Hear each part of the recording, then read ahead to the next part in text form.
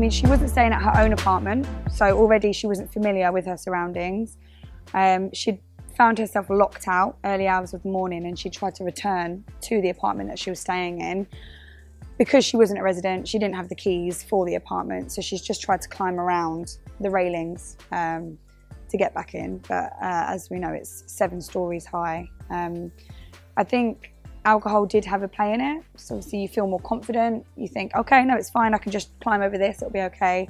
But when you see it in broad daylight, you can see how it's not doable, which is really sad.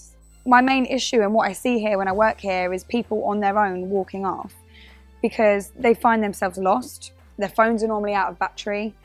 They don't know where they're going, and then if they had friends with them, I just feel like these tragedies wouldn't happen because the friends that are with them can head you in the right direction, or they can look after you, or they can see the dangers that you might not see when you're on your own.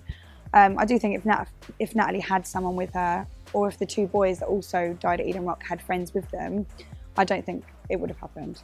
So it's got 2 meanings. Don't leave a friend behind. 2 meanings as in on a night out, don't leave them behind. Don't leave them in the club or leave them to walk off on their own. But also don't leave them behind in the country, flying back to England and they're not here because you've left them behind because they've lost their life.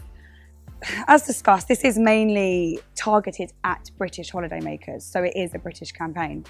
In a way, I mean, it can be for everyone, but at the moment it is mainly for British holidaymakers. So I would really like to see this in schools, you know, 6th form blocks, people who are 18, 17, they're going on their first group holiday.